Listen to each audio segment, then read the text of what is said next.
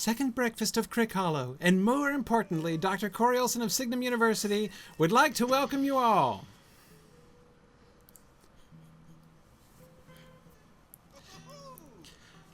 Before Professor Olsen starts the lecture, I would like to tell you about a few of the activities that Second Breakfast hosts for the server. People from all around the game are welcome to join us for these music, RP, and storytelling friendly events.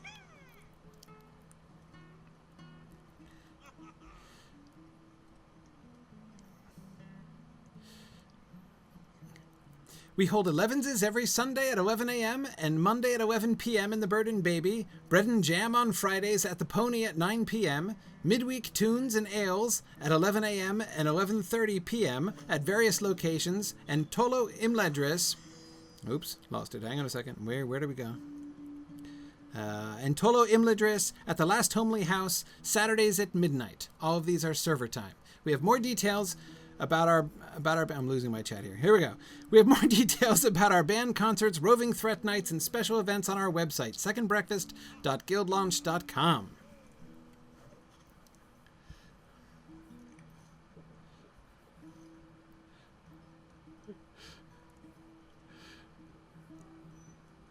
And with that said, and without further ado, I'd like to introduce our guest of honor, Dr. Corey Olsen, the Tolkien professor.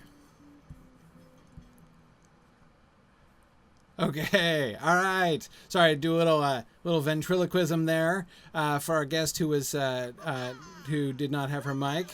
Thank you very much. Oh, I should know how to spell bow, and then I would be able to actually bow to people. Yes, thank you very much. Good to be here, everybody. Welcome back to Exploring the Lord of the Rings. We are very excited to be holding our second class here this week in the new Lore Hall. So this is the new Scholars Hall that was established in Bree. We asked very pretty please if we could have a space in Bree to be a special Lore Hall for this class, and the Lotro folks, all the good people at Standing Stone very generously and wonderfully put together this beautiful spot for us. So we were literally on the street last week for our opening session, and this week we get this lovely venue. So welcome. We're on the Crick Hollow server, and again, thanks to the Second Breakfast Kinship, who is hosting us here on the Crick Hollow server this week. I did want to mention, if you would like this event and our field trip to take place in your on your server and with your kinship, if you're in Lotro, please do feel free to get in touch with us. You can do that in various places. One place, of course, that would be easy to do it would be on our discussion boards, which is at lotro.signumuniversity.org. Sorry, lotro.mythgard.org. And that's also the place where you go if you are watching or listening to these sessions asynchronously. That's the place where you can go and post questions and still get involved in the discussion after the fact. There were several really good posts and interesting questions that were put there this past week, which I wanted to actually begin with talking about tonight, before we get back to the first paragraph of the book, because we are moving fast through the Lord of the Rings, as fast as I possibly can, which means we're still on paragraph 1 in the second week. So just a quick reminder of how things work, because I know this is still new and we have some new people here with us today. The main place for you to watch this, the easiest thing for you to do, and you don't have to be in the game, and it doesn't have to have anything to do with that. You can just go to twitch.tv/signumu and just sit back and watch and listen, and you'll be able to be a part of that and to follow along. I'm going to be showing slides like this, so you can see some passages of text that I'm going to want to talk about. But otherwise, you'll as I say, you'll be able to follow along. If you want to participate, that is, if you want to ask questions or make comments to me that I'm going to be monitoring during the session, then you need to go to Discord. And Maven, if you could post the Discord link, the correct Discord link in the Twitch chat, that would be really handy, so we can make sure that everybody knows where to go on Discord. So if you go in Discord, the text channel is Lore Hall Questions for Corey. Bruinier, you are in the right place for posting questions to me, so that's good. The way to get audio is either through Twitch, or if you're in Discord, you can go to the Lore Hall audio channel. But if you're in both, you want to make sure you mute one, because you're going to be hearing me in off kilter stereo, and it's going to be a little bit confusing. So there's where you want to go. And like I said, the place to go for asynchronous discussion after the fact is to lotro.mythgard.org. So there we are. The one thing I would ask, if you are in Discord in the text chat there, please do make sure that you keep that chat just for stuff that you want me to see. I can't. There's a lot of people, and I have a hard time sifting through everybody. As it is, I'm not going to be able to get to address everybody's question or comment, but it's going to be hard for me even to follow if people are chatting with each other. If you do want to, we encourage you to chat amongst yourselves. You can do that either in the Twitch chat on the main Twitch channel, or you can do it in the general text chat in Discord. Either place would be fine. So anyway, now the other thing, of course, is if you're here in the room, I see everyone is being very well behaved right now. I would ask that you please refrain from doing AOE effects and stuff like that, as it's distracting and likely to give me a seizure during the class, and nobody wants that. So, okay, let's get started then. Two quick announcements before I start, because there are two things that are coming up in the next 2 days that I want to make sure that you know about. One is I'm doing, at the same time that I'm doing this class, I'm also doing another open public class on the Return of the Shadow, which is, of course, as you probably know, the first volume of the history of the Lord of the Rings, edited by Christopher Tolkien. It goes through the manuscript history, watching the Lord of the Rings unfold as Tolkien began writing it and began working on it.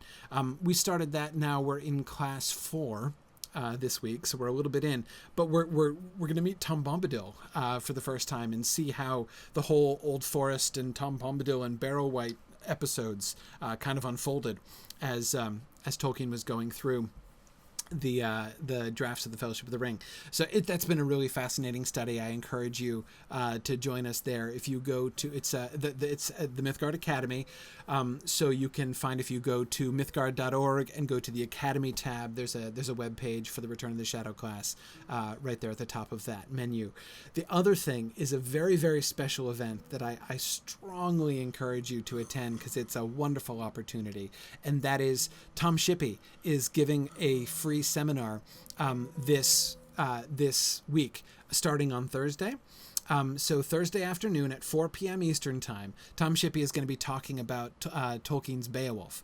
So if you saw the Beowulf edition that was recently published by Christopher Tolkien, which gives Tolkien's notes and Tolkien's prose translation of Beowulf, and I know a lot of people, it's the reaction I got from a lot of people. I mean, of course, like complete diehard Tolkien geeks were really excited about it, and also Anglo-Saxonists were very interested in it. But people who, sort of more casual Tolkien fans, I think, to that book had kind of, where a lot of people were sort of like, what is this? Like, what exactly, do we get from this? It's kind of not exactly what people expected. So anyway, I this seminar is going to be Tom Shippey, who is just, one of the greatest living experts on both Tolkien and on Beowulf, and is going to sort of walk us through the significance of what we learn from that book and how it reveals what Tolkien really thought about Beowulf and sort of his unfolding ideas about Beowulf, which was so central to his own creative project. So I hope that you will take the opportunity. Tom Shippey, if you don't know Tom Shippey, he is just one of the great, he's like the godfather of Tolkien studies. He is absolutely wonderful. If you know the Peter Jackson films and you've watched the DVD extras and commentaries and stuff, he's the bald guy on the DVDs. So he's great. He's going to be so that's going to be Thursday for the next 3 Thursdays starting this week.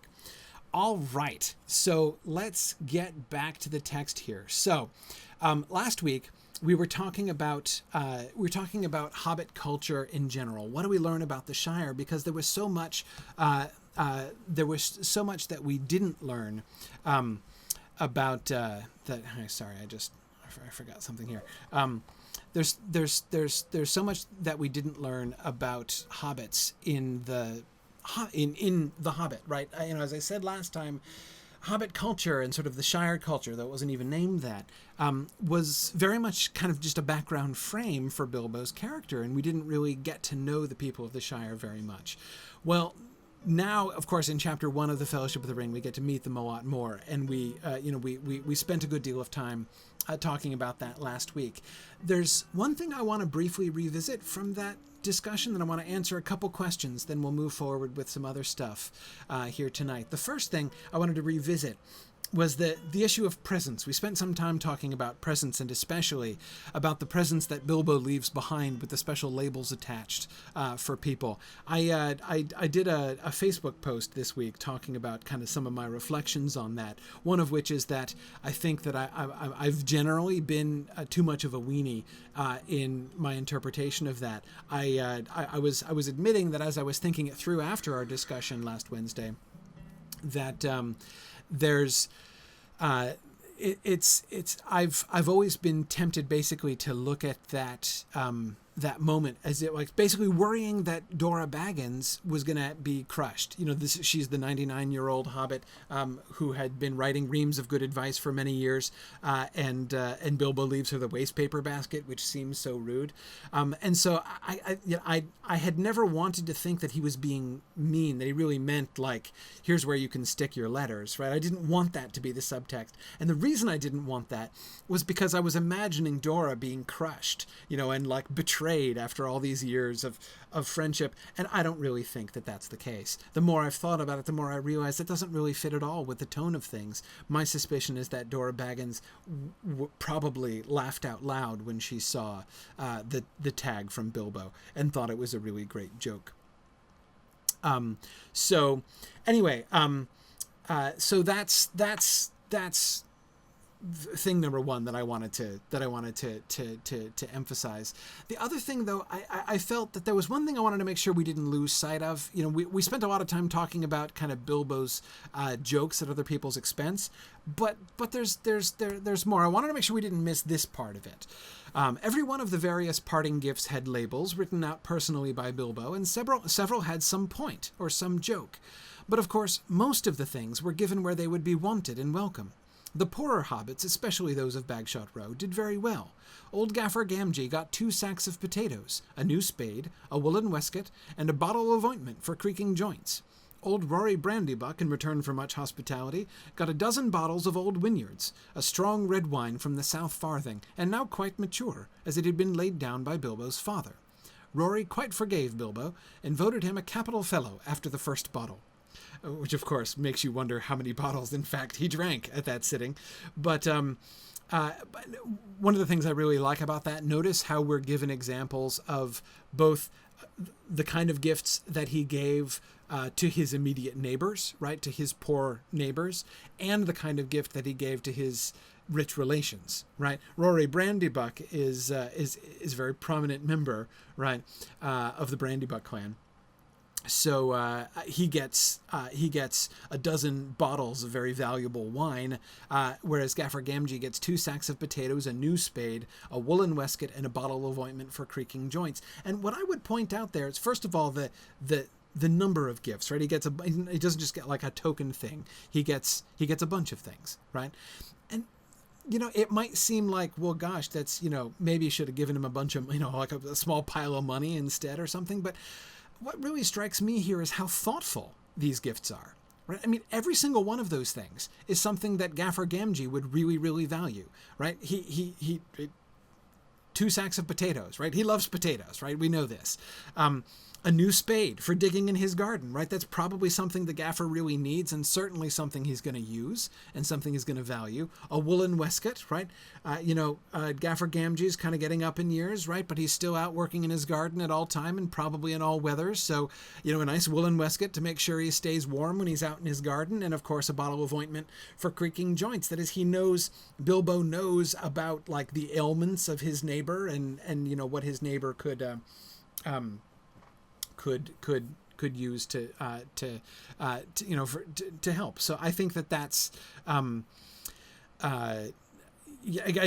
me that's really kind of cute. So I mean this sort of thing, the actual thoughtfulness and generosity of many of those gifts, it's something that we have to keep in mind, that he didn't just give gags and insults. He did do that, but it wasn't just that. So yeah, and as Faithful says here, those gifts are Bilbo's farewell gifts to them. Absolutely, and I think that's a really important way to remember these things. Yeah, good. Now, Bruinier is asking, how old is the gaffer? He mentioned he was a lad when Bilbo went on his adventure, yet he seems so much older. Yeah, you're right, Bruinier.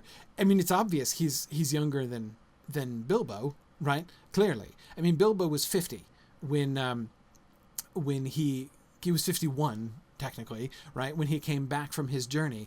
And that's the point at which, the gaffer says when he was just a lad and he had not long come prentice to Old Holman, right? So he had just started his apprenticeship. So I don't know, maybe in his tweens, right? At that point would be a guess. Which means he's fully 20 years younger, so he's probably in his 90s, the gaffer, right? But a couple things that I would point out. First of all, one thing, of course, that this is meant to emphasize, I think, is how well preserved Bilbo is. We're going to talk about that in just a minute.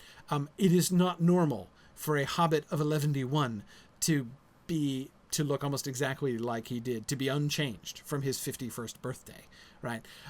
Bilbo should be very old and stiff in the joints himself right now, and the fact that he's not is what's weird. The fact that the gaffer probably in his 90s is not weird, but anyway. The second thing that I would say about that is that, of course, the gaffer has lived a rougher life, right? I mean, if Bilbo had to go out and work in his living in the garden every day, and did not have a magic ring which gave him apparently perpetual youth, probably he would be a lot stiffer in the joints himself too, right? So those are the two things that I would say about the sort of the gaffer's apparently greater age, though he's not actually older. Yeah, good. Okay. Gilgalier says, do you think the large number of gifts might be a holdover from the initial drafts when he needed to trick the ring into giving it away?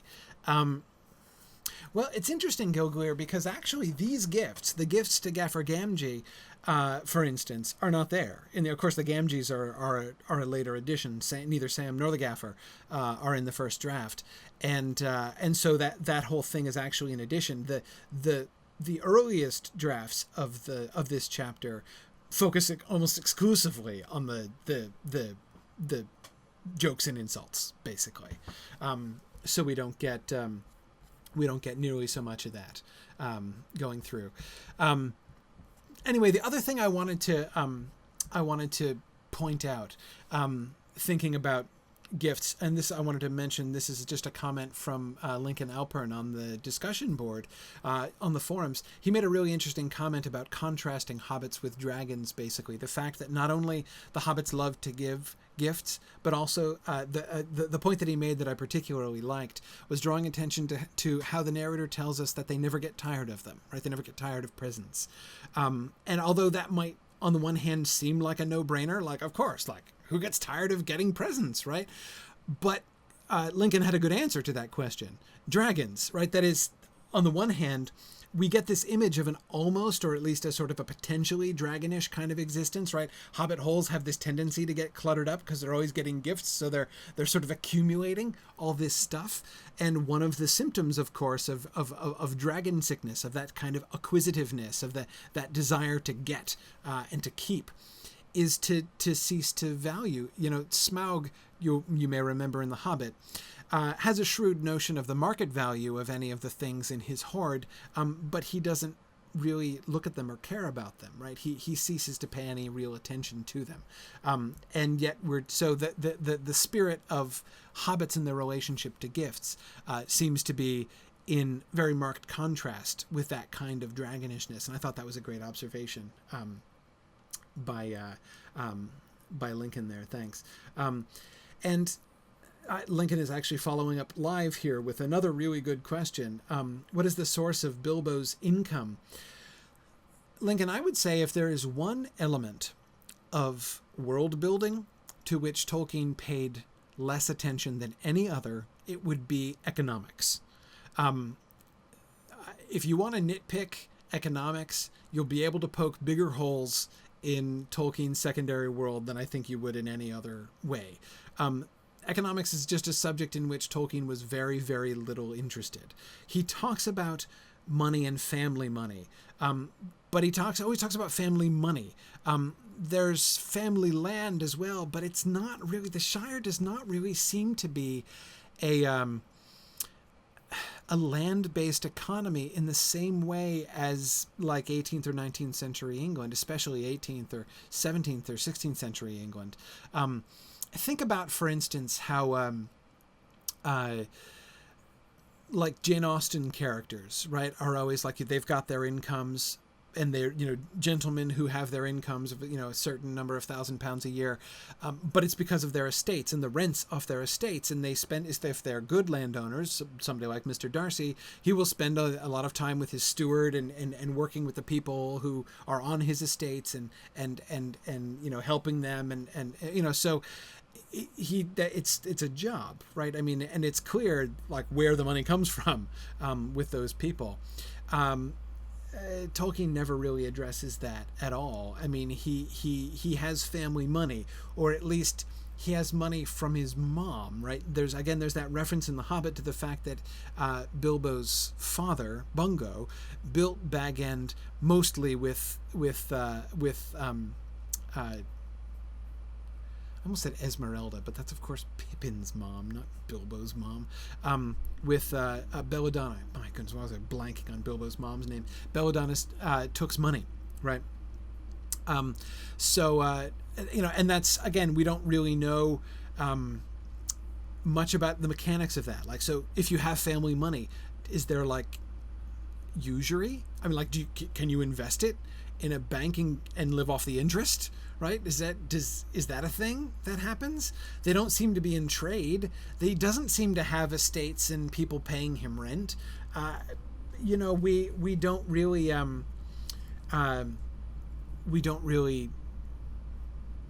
know any of that stuff. Tolkien just doesn't answer that question, and frankly, his stories almost never really show much interest at all in those kinds of questions. Yeah. Okay, now, okay. One or two other questions. I don't want to degenerate too much into open Q&A here, because I do want to make sure that we get through this stuff from the text that I want to talk about today. But I will address this. So the question is New World stuff. So the problem is potatoes, right? Potatoes are from the New World, right? They were famously brought back from the New World. Wasn't it by Sir Walter Raleigh first brought the potato back from the New World? Am I not remembering a famous story about Sir Walter Raleigh presenting potatoes to Queen Elizabeth I, as I recall? Anyway, so they're a New World item. Why are there potatoes in the Shire, right? And if there are potatoes, why now? Dime is pointing out that Tolkien didn't like the word tobacco. That's why the word tobacco doesn't appear in The Lord of the Rings. He used the word tobacco in The Hobbit, but he doesn't use the word tobacco. And the reason is because it's a newfangled word. it's not an Anglo-Saxon word, so he sort of invents the word pipeweed instead, just sort of making up a word which is composed of two good solid Anglo-Saxon words instead of the that Johnny come lately word tobacco. But D-Man, I would say that's a different thing. It's the tobacco thing is not really a New World versus Old World issue, not really like an Americas versus Europe issue. It's a linguistic issue. Tolkien preferred words that had been in the language since before the Norman conquest. He did not much approve of he preferred words, I should say. I won't say he didn't approve, but he preferred words that had been in the language since at least 1500. That's always his preference. So, and he worked hard to be especially consistent at that in The Lord of the Rings. It wasn't something that was really a priority for him as he was writing The Hobbit, which is why tobacco and phrases like tobacco jar is still in there. And yes, definitely, I know tobacco is a New World plant as well. So why is it there?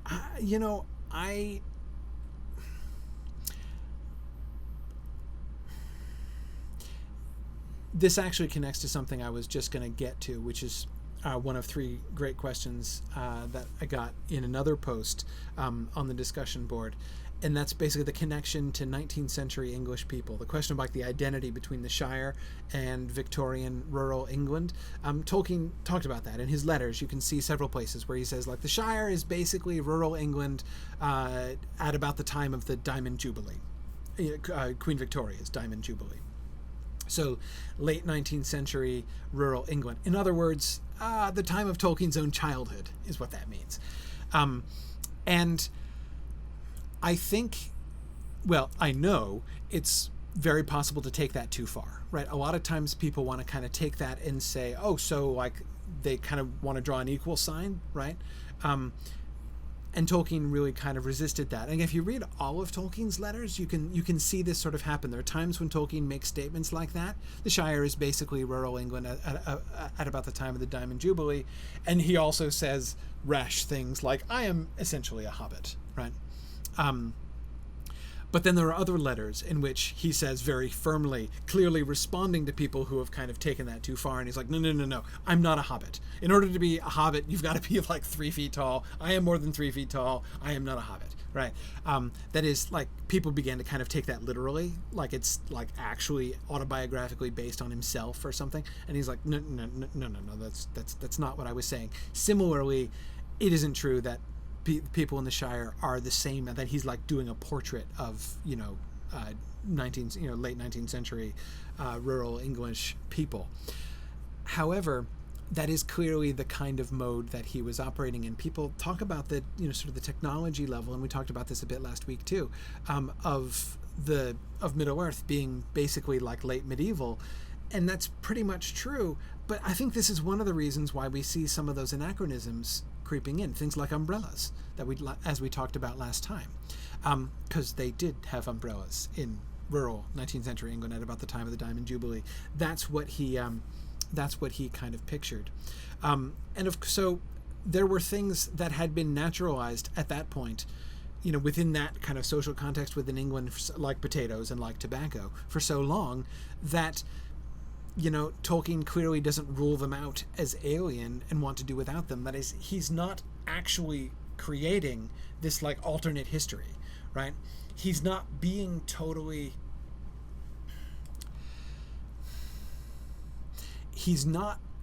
consistent with his overall frame. He doesn't even really try to be consistent with his overall frame. Let me explain what I mean by that.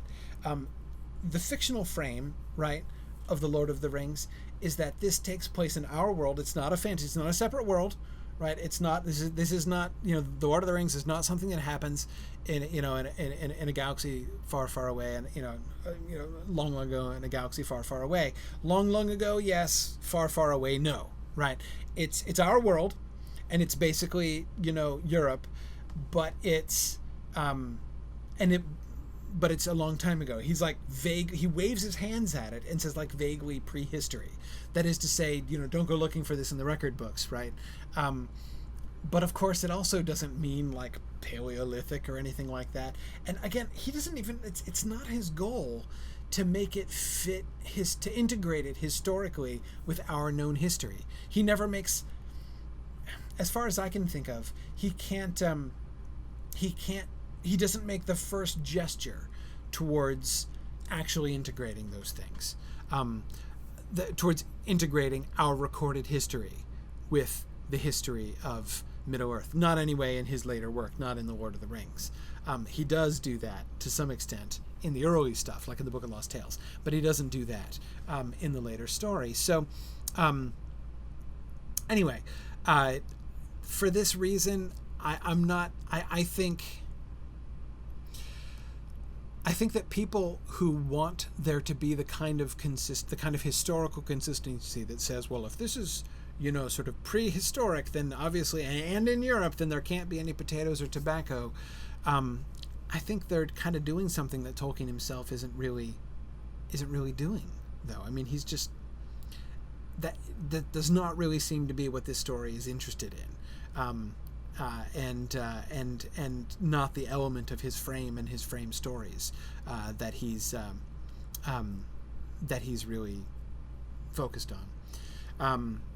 Anyway, okay, so now 2 more notes, and then we'll get going on some other stuff. Another great question by the same poster on the discussion board was about my sort of downplaying of class distinctions in the story. Again, that was another thing that came up last time, and I said several times something like, don't put too much stress on the class distinction. Let me kind of back up from that for a second and explain a little bit more what I mean by that. First of all, I don't mean the class distinctions are not there or not important. They totally are there, and they are important. I'm not trying to downplay the presence of significant class distinctions within the society, nor am I trying to say that it doesn't matter. It obviously matters a very great deal. My caution is against misinterpreting the significance of that. And this, again, is I'm speaking here especially to Americans reading the story. Americans have, culturally speaking, we have this strong built-in distaste for class distinctions, for inherited class distinctions. And the idea of one person treating another person as if one of those people was just intrinsically superior in some sense to the other is like anathema to the American perspective. I know, I get this. I totally get this. Therefore, my point is, I have seen this lead a lot of American readers to misinterpret, and sometimes really importantly, I think, misinterpret some characters in The Lord of the Rings and some elements of the Lord of the Rings story. In America, if one person treats another person as if they assume that person is their inferior, like, we have names for that kind of person, right? And we have no patience with that kind of action. That is, we are automatically, we are automatically, judging that person, and their whole attitude and way of looking at things and way of treating people. That is, we assume they're being arrogant, they're being condescending, and that word in American culture is always an insult, condescending. It was a compliment in English society, especially in older English society, but it's always an insult in America. They're being patronizing, they're arrogant and full of themselves. This is an assumed framework, and we have to make sure that we're understanding the story on its own terms and within its own framework. If you want to make an argument that class distinctions of the kind that are made, like the kind of class distinctions we see between Frodo and Sam, for instance, if we want to say that kind of class distinction is a bad thing in general, you can make that argument. That's fine. Like, you can make the sociological argument. But in a sense, that's totally irrelevant to this story itself, right? That's an argument that you make separately, right? It doesn't help you to understand Frodo and Sam, okay? If we see Frodo sort of taking for granted that Sam is his inferior, and therefore we like go all American on that, and we like, oh, that Frodo is a jerk, right? For treating Sam like, how could he treat Sam like that? That's outrageous. That's horrible. We are projecting something onto the text which just isn't there, which would be totally incomprehensible to both Frodo and Sam. So we have to. I mean, I've seen Americans, in this way, like when Frodo is being kind to Sam, even more especially to Gollum, right? When he takes Smeagol basically as his servant and treats him with kindness, but it's very clearly the kindness of a good and generous master towards a servant, right? That is the subspecies of kindness that Frodo shows towards Gollum. And if we look at that and we see Frodo as like, oh, well, sure, he's being kind to Gollum, but he's treating him like a slave, right? If we have that reaction, my argument is we are completely missing the point. And we're totally misunderstanding the significance of what Frodo is doing. Sam gets what Frodo is doing, right? He doesn't like it, not because, of course, he is himself insulted, but because he doesn't think that Gollum deserves to be treated that well, right? He doesn't buy what Gollum is trying to sell there. The fact that Sam is Frodo's servant and therefore his social inferior is an enormously important part of their relationship. And we have to just accept that it is, because if we don't, we're going to misunderstand their relationship. And we're going to miss a lot of the really, beautiful elements of that relationship between Frodo and Sam, for instance. It's the entire premise of their relationship. So do you see? I hope you see what I mean when I say I'm not trying to just downplay the importance of those distinctions, but I just want to kind of be cautious in that we don't automatically project certain kind of reactions to those. If you see what I mean by that. Okay. Last thing, and this leads me to another passage of text. So the final post from the discussion board I wanted to address was someone who was asking about the scandal mongering stuff. Are we supposed to see that as a bad thing? Is there judgment there? Right? Is gossip wrong? Do people look down on it? Yes or no? Right? On the one hand, there are two examples that I would point to. One is, remember the conversation with the gaffer, right? The gaffer, Sandyman, and Old Noakes, I think, illustrate this more clearly than anywhere else. It is very clear that they sit around gossiping all the time, and nobody has a problem with this, right? Even, again, Old Noakes waiting to pitch in with his fat joke, right? And I heard that it was his. They went boating after dinner in the moonlight, and it was his way to sunk the boat, right? He's just, and that's great. That's all good fun, right? But then, of course, Sandyman crosses the line. And when Sandyman starts accusing them of murder, right, that's not okay. They are absolutely not okay with that kind of scandal mongering, right? Because that's a real scandal.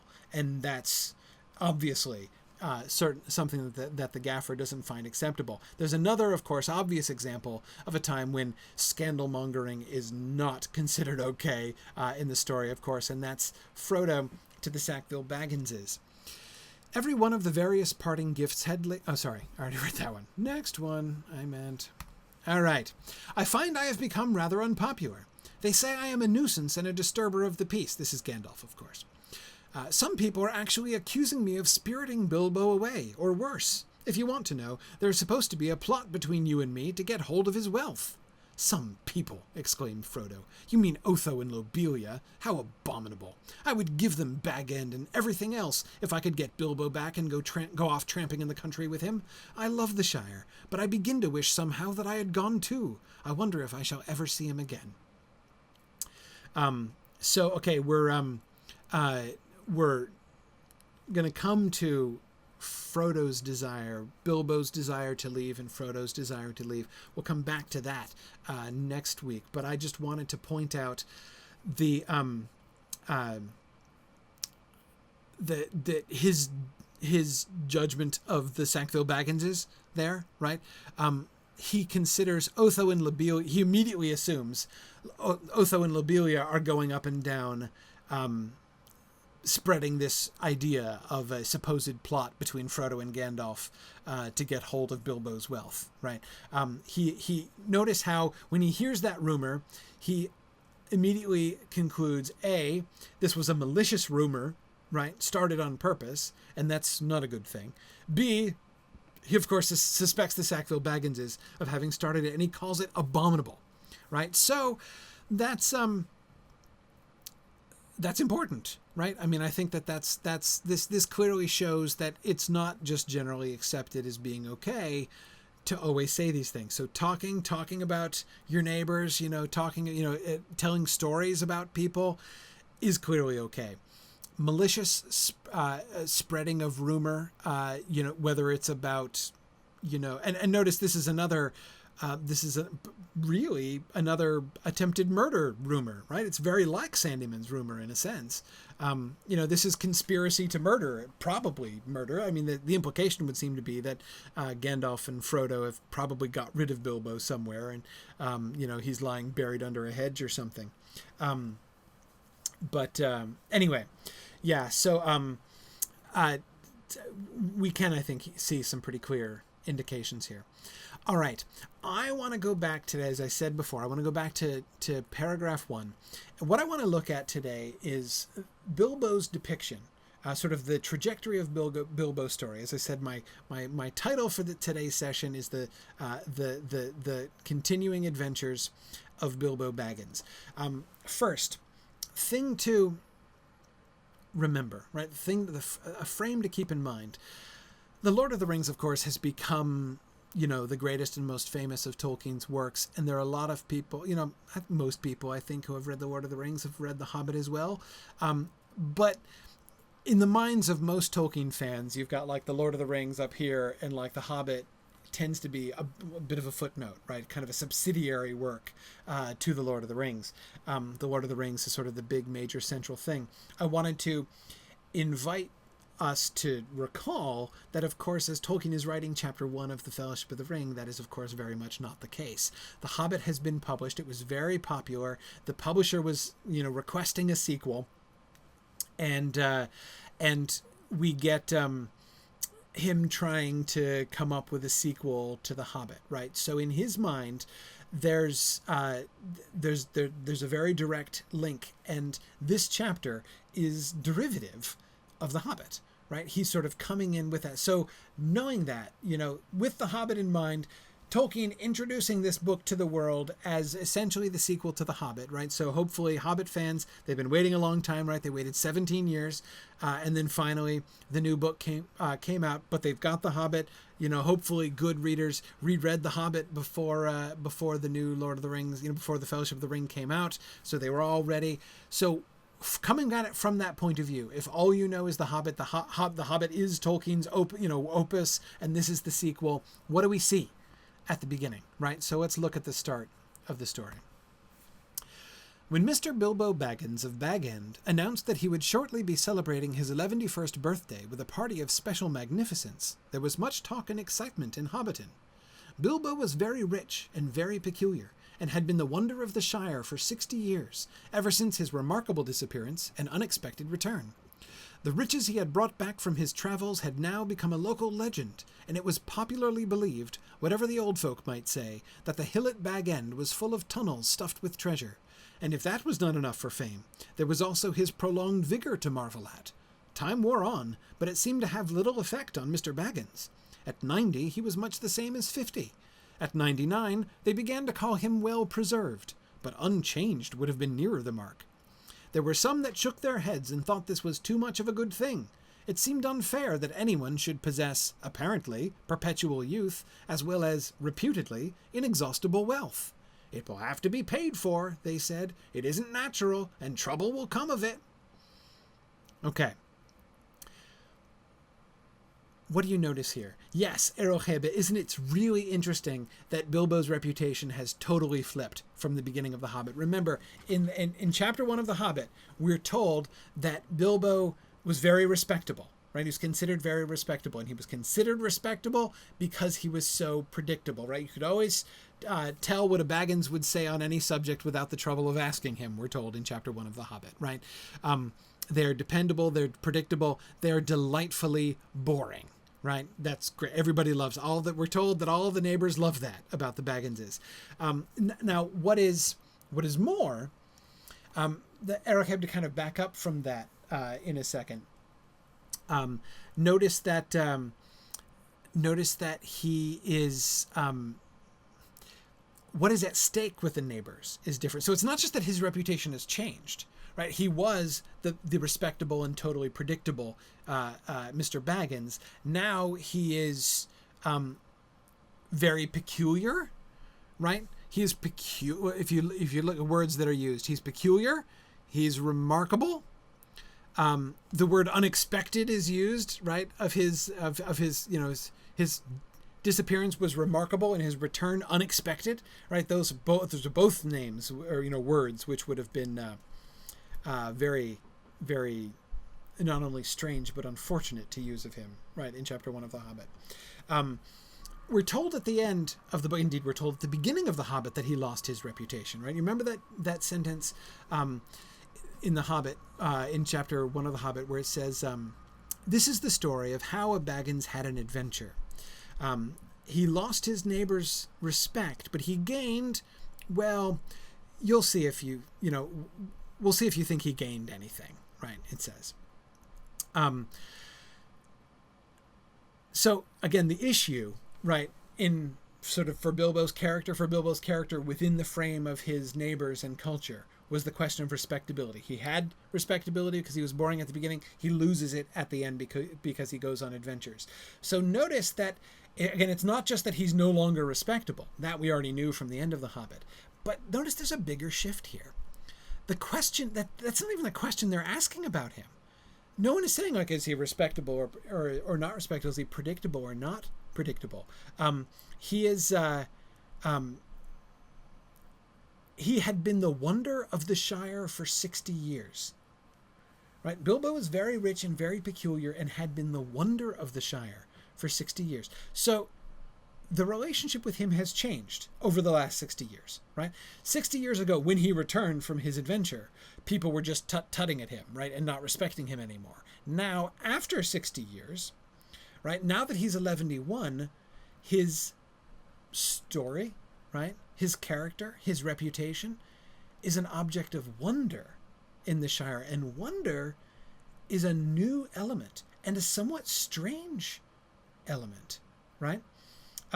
Yes, Gilglir, I agree. The hobbits described in The Hobbit don't seem to have much of a capacity for wonder. Yes, it certainly it doesn't seem to be a big thing. Indeed, Gilglir, it was one of the things that made Bilbo kind of weird, right? It was one of the things that was sort of somewhat queer in his makeup, right? That he probably inherited from his Took side. We see that he has a capacity for wonder. Bilbo's reaction to the song that the dwarves sing in his parlor in chapter 1 of The Hobbit shows when he has that imaginative moment, when his heart is filled with the desire of the hearts of dwarves, right? When he's moved by their song and kind of enters into it in his own imagination. He shows he has a capacity for wonder, right? But yeah, that's not general. Exactly, Gilglir, and I think Tony had said this earlier before. We're told that, again, in chapter 1 of The Hobbit, that he was not so prosy as he liked to believe, right? Well, but so notice this. It's not just that he's no longer prosy, and it's not even merely that he no longer values his prosiness, right? That he no longer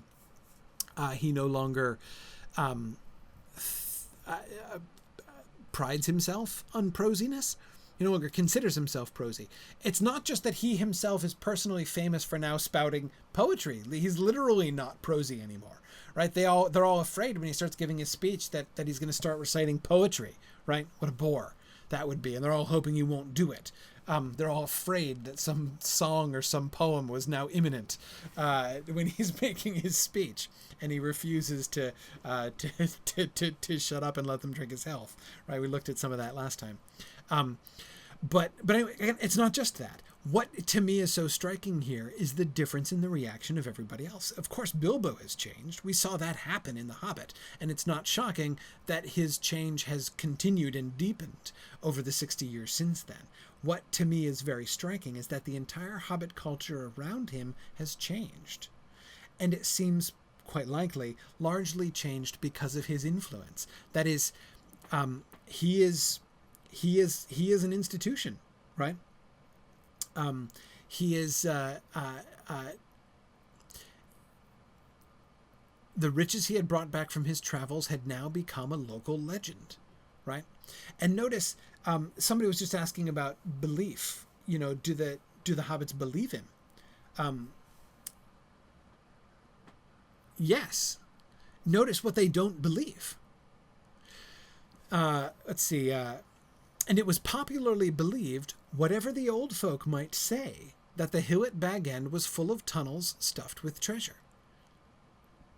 So the people do disbelieve, but what they disbelieve is the stories that would reduce the wonder of Mr. Baggins, not increase. It's not that they doubt that, oh yeah, whatever. He brought home treasure from foreign parts. Yeah, I bet. Show me the treasure, buddy. Right? That's not their reaction. At least that's not the reaction of the next generation of hobbits. Really the second, but next. Right? Gaffer Gamgee represents the younger generation to Bilbo, right? So his kids, like Sam, are the grandkid generation from Bilbo. And clearly, they at least, whatever the old folk might say, so Gaffer Gamgee may say, as he is indeed going to say later in the chapter, there are not tunnels full of treasure, right? I know there aren't tunnels full of treasure. I live in that hill, for one thing, right? And he talks about, he remembers when Bilbo came home. Remember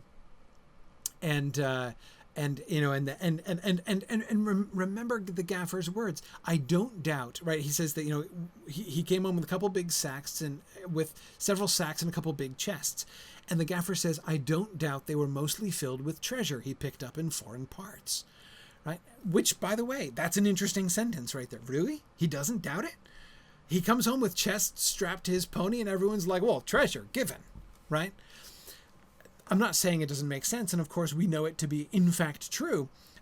But to me, the really remarkable thing is that he is,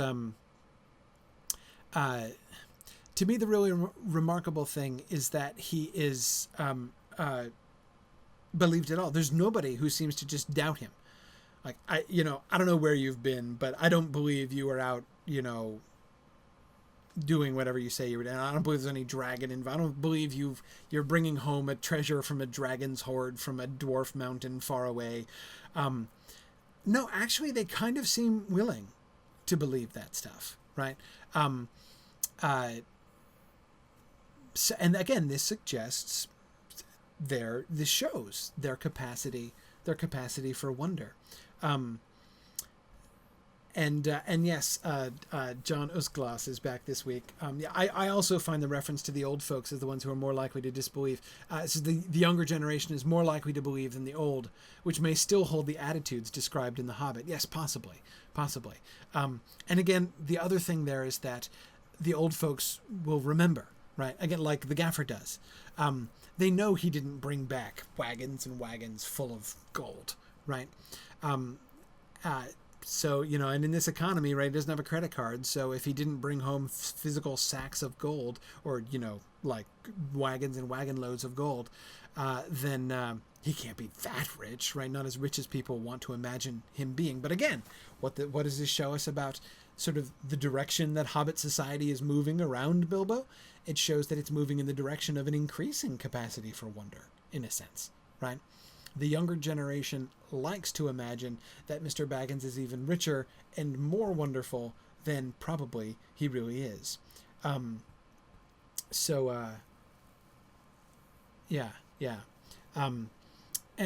Archimago, I agree. Surely Bilbo is the first real local legend in the Shire since Ben Dobrus took. I would count in sort of a lesser way. I would count the Old Took.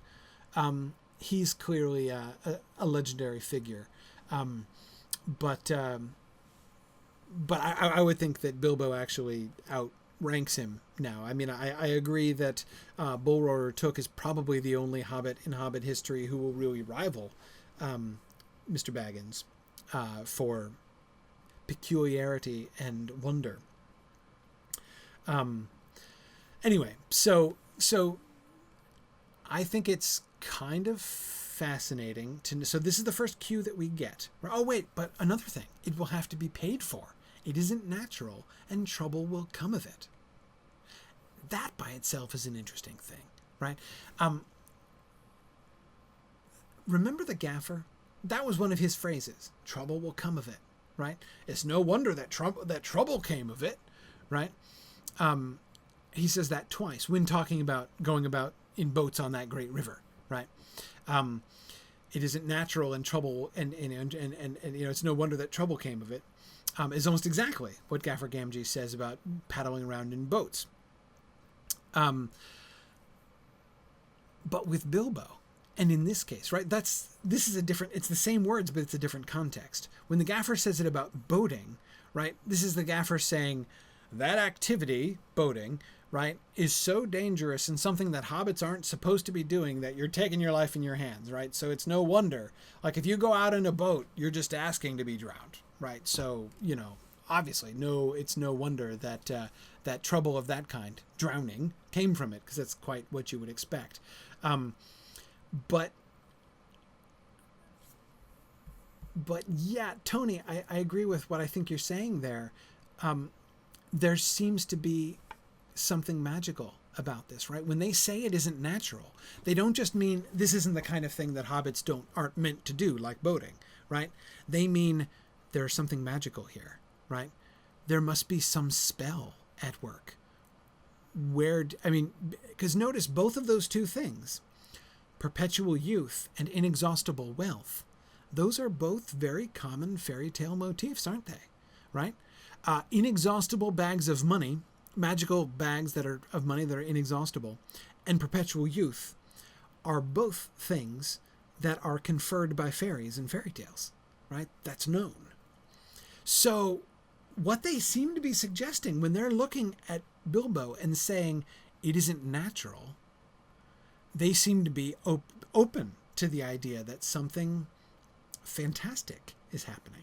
That there's a magical, possibly a magical explanation for what they're seeing in Mr. Baggins.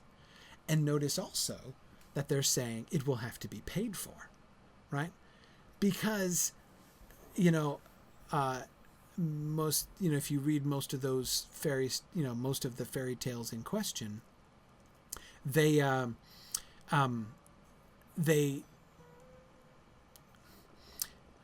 trouble often comes of it, right? There often is a price to be paid for that kind of thing, either that kind of wealth or that kind of, immortality or perpetual youth, right? So it's part of the framework, right? They take that for granted. When they notice this, they're like, A, this is uncanny, B, it's probably magical, and C, everybody knows it's probably going to be a price to be paid, right? And that, I think, is really interesting. Okay, so that's an interesting start. From the beginning, we can see the framework that Bilbo is operating in is different. But that seems to be, in large part, I suspect, what I think we're supposed to understand is that Bilbo himself has led to changing that, right? Bilbo has become a local legend, and has been the wonder of the Shire for 60 years. And 60 years of marveling at Bilbo seems to have brought about some changes in the culture, especially in the younger generation, right? And this we seem to be able to get. Just from this second paragraph of the story. Okay, so let's keep going. So one of the things, of course, that's strange about Bilbo is his connection to the outside world. So we get all these outlandish folk. Days passed, and the day drew nearer.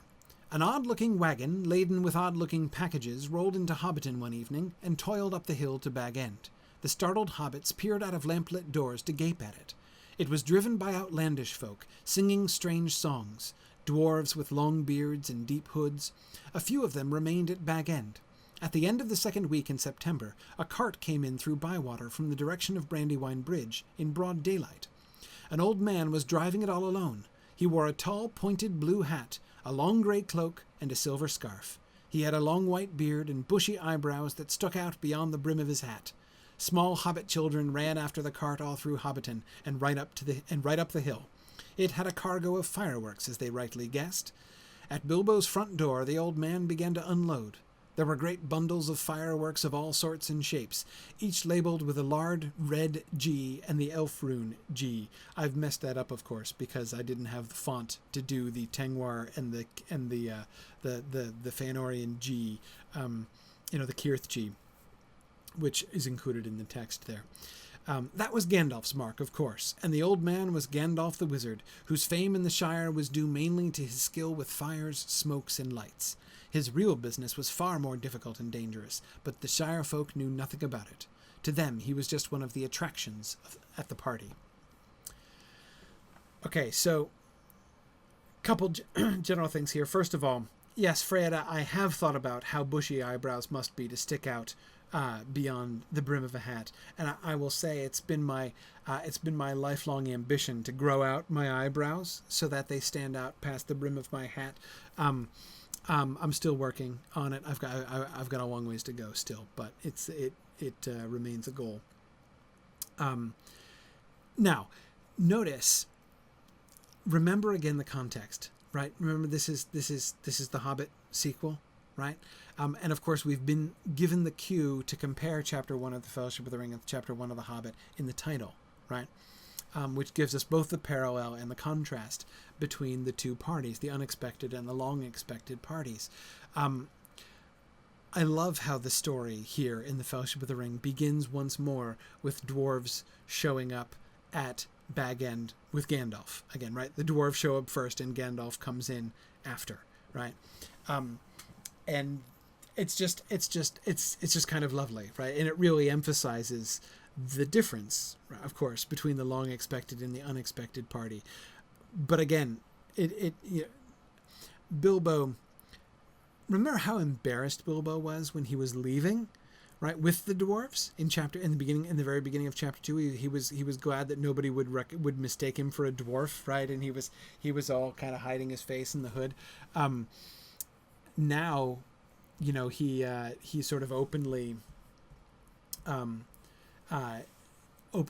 welcoming, the dwarves to his house. They are the sign again that the party is about to begin.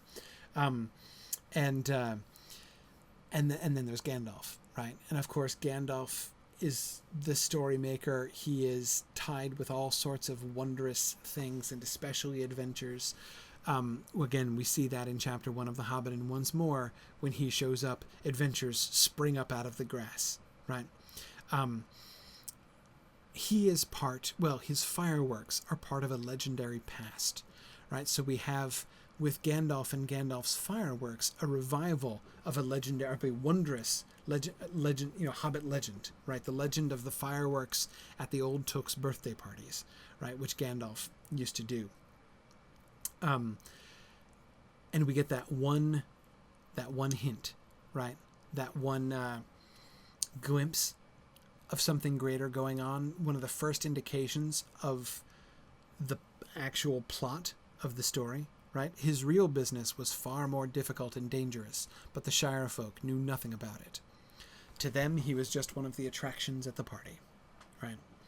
So, yes, his real business was far more difficult and dangerous, but the Shire folk knew nothing about it. In that moment, notice how the narrator is kind of peeking over the heads of the hobbits at us. The hobbits don't have any idea, really, what's going on, right? And we're given this signal that we, especially as readers of The Hobbit, are prepared to receive, right?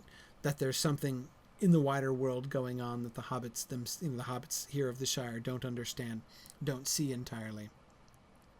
But we recognize and understand what's going on, but we don't know what his difficult and dangerous business is, right? At least not yet. We don't have any reason to think that we know what it is. Okay. I want to look briefly at his fireworks, because his fireworks are so important as the... in The Hobbit, the Bilbo's own memory of the fireworks at the Old Took's party is one of the things which Gandalf takes as a really good sign, right? It's his description of his verbal description of the fireworks, his memory of the fireworks, which was very flowery, right? Full of flower images, was that not prosy thing about him, right? Where he was showing the non-prosy elements of his character. Here's the description of the fireworks. Tell me what you notice. Tell me anything that jumps out at you. There were rockets like a flight of scintillating birds singing with sweet voices. There were green trees and with trunks of dark smoke. Their leaves opened like a whole spring unfolding in a moment, and their shining branches dropped glowing flowers down upon the astonished hobbits, disappearing with a sweet scent just before they touched their upturned faces. There were fountains of butterflies that flew glittering into the trees. There were pillars of colored fires that rose and turned into eagles, or sailing ships, or a phalanx of flying swans. There was a red thunderstorm and a shower of yellow rain. There was a forest of silver spears that sprang suddenly into the air with a yell like an embattled army, and came down again into the water with a hiss like 100 hot snakes. And there was also one last surprise in honor of Bilbo, and it startled the hobbits exceedingly, as Gandalf intended. The lights went out. A great smoke went up. It shaped itself like a mountain seen in the distance, and began to glow at the summit. It spouted green and scarlet flames. Out flew a red-golden dragon, not life-size, but terribly lifelike. Fire came from its jaws. His eyes glared down. There was a roar, and he whizzed 3 times over the heads of the crowd. They all ducked, and many fell flat on their faces. The dragon passed like an express train, turned a somersault, and burst over Bywater with a deafening explosion. "That is the signal for supper," said Bilbo. Okay. All right. So, what do you notice? What do you notice about the fireworks? Eternity, I agree. It is a very euphonious group of words. It's a beautiful description. It's a beautiful sounding description, and that seems to me to be one of the primary elements of the display. Right? It causes awe and wonder, but it's not just spectacular. Right? It doesn't just cause fear. The dragon causes fear, but it's not just that. Right? It's beautiful, and notice how many of the senses are involved, right? Not just sight, but the different sounds that are described, the smells. The birds are singing with sweet voices, and the glowing flowers disappear with a sweet scent. The yell like an embattled army, and a hiss like 100 hot snakes. There's all manner of stuff here, right? This is really a work of art, and it's a work of art that celebrates lots of different things. Where it's like the hobbits are being exposed to lots of things that they, both things that are marvelous, right? Things that are just like nature, but either imitations of nature, like the green trees with the trunks of dark smoke, right? Or things that are strange, like fountains of butterflies, pillars of colored fires that turn into eagles or sailing ships, or a phalanx of swans, right? One thing transforming into another. A red thunderstorm and a shower of yellow rain. Like, what's interesting about that? Well, it's just the colors, right? It's different. That's not the normal color of thunderstorms and rain, right? So these things are all wonderful, but yeah, good, exactly.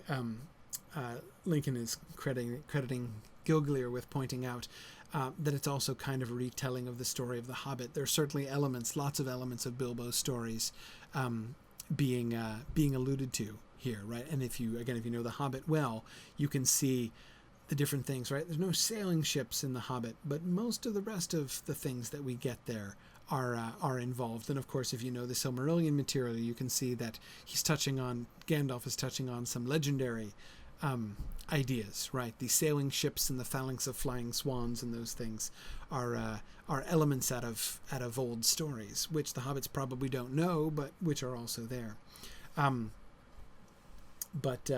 Cool. So, yes, Pumpkin Muffin, I agree. He does seem to be trying to expose the hobbits to stuff outside their own protective bubble. And in particular, I would point to the dragon here.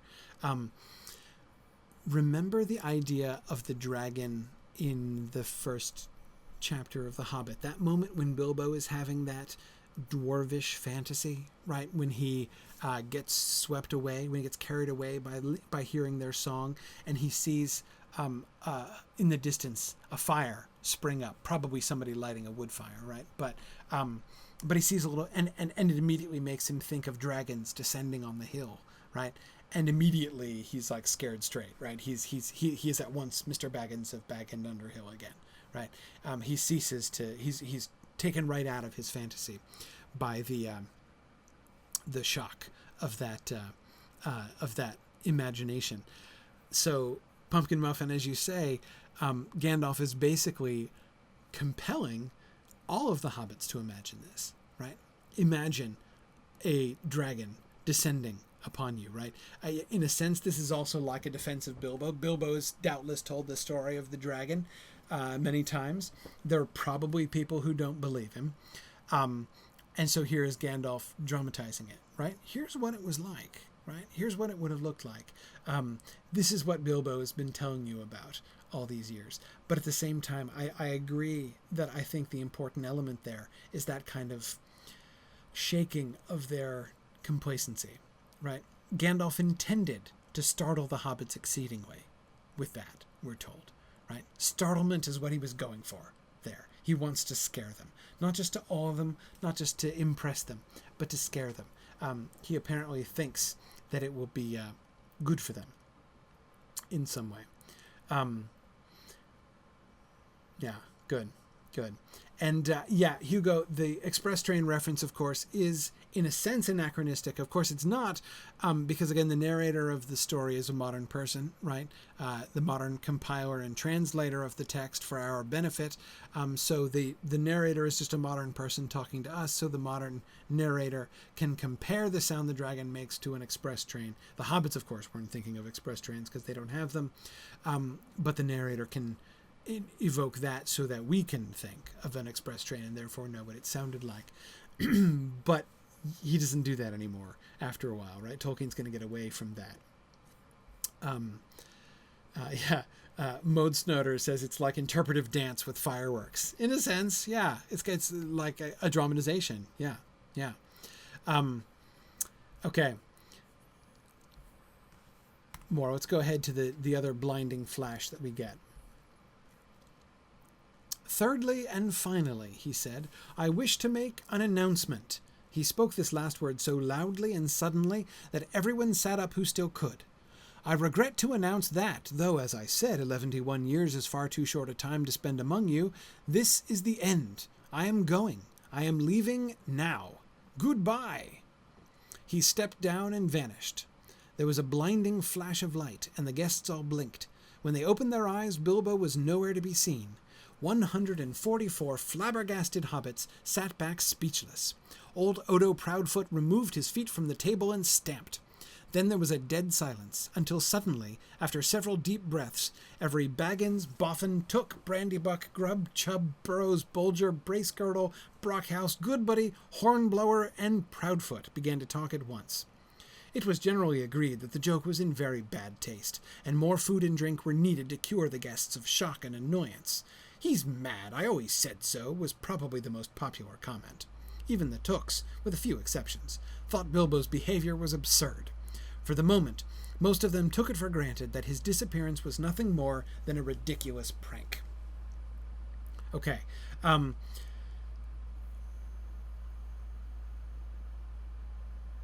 Yeah. Good, yeah. Michelle was saying that perhaps about the fireworks again. Perhaps Gandalf felt that he needed to prepare them, in a sense, for what was to come. That there's a possibility that these things can come straight home to their quiet little world. Perhaps I'm not sure it was quite as grim as that at that point, but certainly I want to show you that there's more going on here, right? I want to show you that there is a wider world beyond your narrow experience. Is certainly one of the things that he's doing.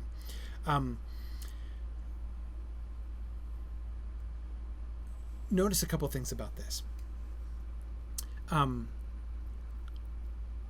Notice on the one hand, what Bilbo's doing is a deliberate recapitulation, right?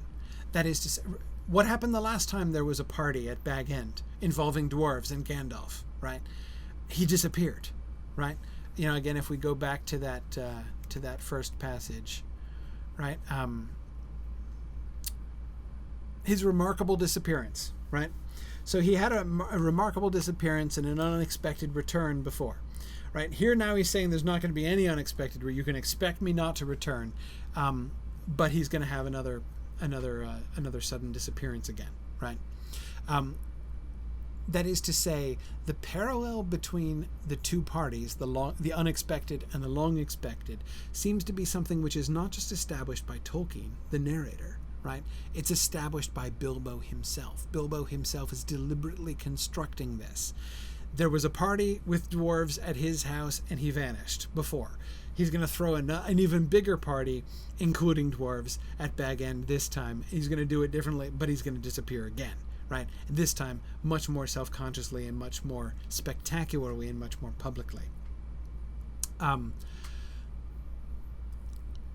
In this sense, it's almost like a joke at his own expense. Like if he's making a joke, he's alarming and offending his friends and relations, but it's also almost like a joke at his own expense, right? Like he's dramatizing, or even exaggerating. This is what I, the peculiar Bilbo Baggins, do, right? I vanish occasionally, so off he goes. And yeah, exactly, Llama Lady. Yeah, good to see you here. Bingo is going to have a hand in creating and starting the story this time. Yes, exactly. Bilbo is not, at the beginning of The Hobbit, Bilbo is the victim of adventure, right? He is not the agent, he is the patient. Adventure happens to him, and he has no idea. For the life of him, he never remembered how he ended up running down the lane from his door, right, without his hat or his coat or any money or his pocket handkerchiefs. Did I say Bingo? I'm sorry. I'm doing the Return of the Shadow, which sorry, I meant Bilbo, of course. Anyway, yes. So here, where Bilbo was completely, swept away by adventure, he's deliberately orchestrating it this time, and that's kind of a fun. And again, to me, it sounds like a joke at his own expense. But notice one other thing here.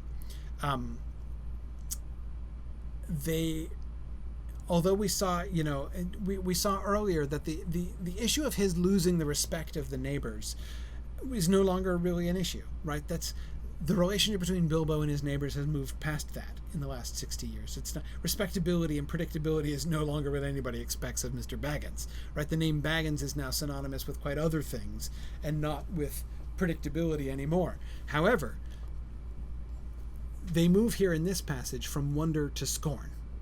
He's mad, I always said so, right, is the most popular comment. Everybody thinks that his joke is in very bad taste. Nobody approves, right?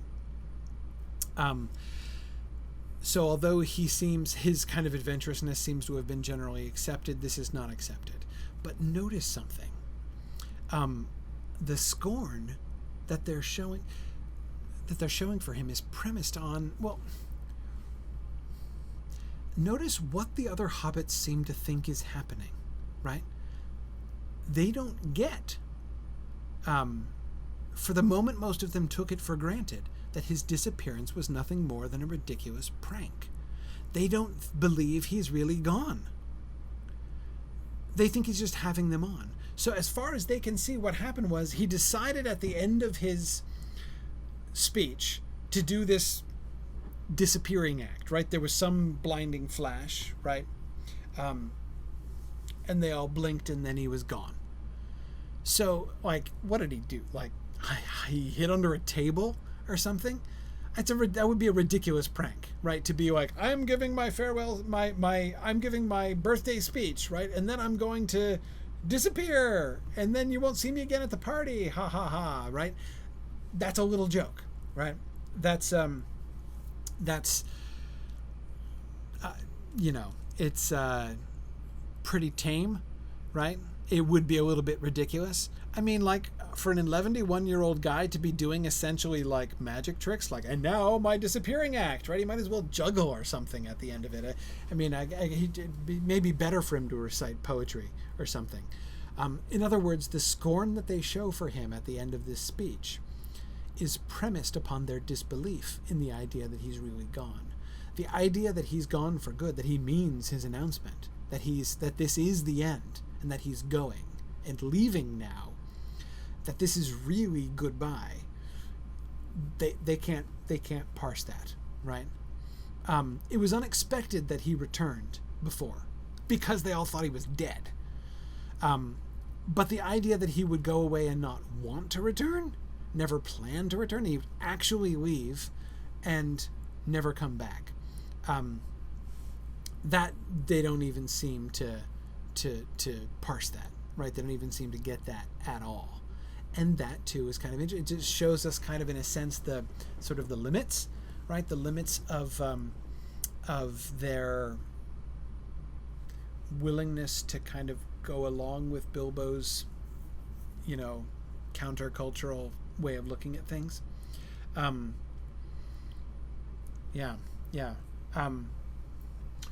Now, Finn, you're right. Gandalf's flash causes them to think it was a prank. If there was no flash, it would point to real magic.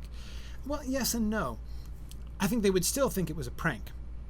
I think that if they saw him vanish into thin air right in front of them, I think that they would still. I remember when the people at Bree see that, when it happens to Frodo later on, they're distrustful, but they're like, people are ready to dismiss it. Butterbur anyway is ready to dismiss it as tumbling or conjuring or whatever, like it's some kind of magic trick, right? But probably not like, I have a magic ring that makes me invisible. That doesn't seem to be on their radar screen really. But yes, Bealver, exactly. I do think that Gandalf's hope that the blinding flash will be kind of interpreted as in the fireworks class of marvels. Yes, because right after the fireworks, blinding flash, right? Doesn't seem improbable. So again, but the point that I want to make, though, it's not just about, like, did he vanish into thin air, or did he not vanish into thin air? The point is he gone or is he not gone? And they all assume he's not gone, right? He's not really. He's gonna come back tomorrow and be laughing at, like, oh boy, I got all of you, right? I played my joke. I vanished out of the party, and you guys didn't know where I went. He's assuming that, right? Okay, let me. Exactly, more a theatrical trick than a magical one. Exactly, and Gandalf's flash does ensure that it looks more theatrical than magical. But again, even if it looked to be magical, or even if they were really freaked out by seeing him vanish into thin air, they still would not believe that he was actually leaving the Shire, and they would never see him again, right? That's the really... this is the way in which Bilbo remains, I think, countercultural, very profoundly countercultural, right? Even with the shifting of the culture around him. Okay, we're almost done. A couple other quick things. 2 points I want to make. I want to look at the conversation between Gandalf and Frodo briefly, and then one last small point in which you'll see I'll be cheating, and then we'll stop for tonight. And then we'll go on our field trip tonight. Gandalf is being very cautious with Frodo about the story of the ring. What do you know already? Only what Bilbo told me. I have heard his story, how he found it, and how he used it. On his journey, I mean. Which story, I wonder, said Gandalf. "Oh, not what he told the dwarves and put in his book," said Frodo. "He told me the true story soon after I came to live here. He said you had pestered him till I told you, so I had better know too. No secrets between us, Frodo, he said, but they are not to go any further. It's mine anyway." "That's interesting," said Gandalf. "Well, what did you think of it all?" "If you mean inventing all that about a present, well, I thought the true story much more likely, and I couldn't see the point of altering it at all. It was very unlike Bilbo to do so anyway, and I thought it rather odd." So, okay. Notice several things here. Firstly, I have to admit to you that I was long in confusion about this passage, right? I didn't have any idea what they were talking about. When Gandalf says, "Which story, I wonder?" I was like, there's two stories? And when Frodo says, "Not what he told the dwarves and put in his book," I was like, wait, I thought his book was The Hobbit. And then when they go on to say what the true story is, I'm like, that is the story in the book. So I kind of rolled with it. I kind of went along with it like, okay, he lied to the dwarves, I guess, off stage, whatever. It's not in The Hobbit, but okay. Anyway, so I won't talk about it because I've talked about this a lot in many other places, and I'm sure many of you have heard me talk about this before. But of course, what Tolkien is referring to, he is assuming not only that most everybody reading this chapter is going to have read The Hobbit before, but of course, in 1954, when he first publishes this, he's assuming that they all will have read the original version of The Hobbit, and he rewrote a new version of Chapter 5. The version of Chapter 5 that pretty much all of us knew, that all of us grew up reading, is the later edition of The Hobbit. It was changed, but it was changed late. It had been out already for a decade before Tolkien changed it. So he rewrote the Gollum story, and he rewrote that after he began developing the Lord of the Rings story. So in the original version, Gollum actually is planning to give the ring to Bilbo. He still finds it, but Gollum's intention all along had been to give him the ring. He was never going to show him the way out. The terms of the bargain of the riddle game bargain was either I will eat you or I will give you a present. So yeah, John Osglass, I agree. Tolkien is amazing at retcon. This is just the most brilliant piece of retcon he's ever done. One of the main realities that this story is built on, therefore, is that the published Hobbit that most all of his readers were familiar with contains this version of the story that he's not going to use. He's come up with a different version of that story. So he acknowledges that, right? And he makes the fact that Bilbo lied about it, right? That the first edition of The Hobbit is a lie. It's a cover-up by Bilbo, right?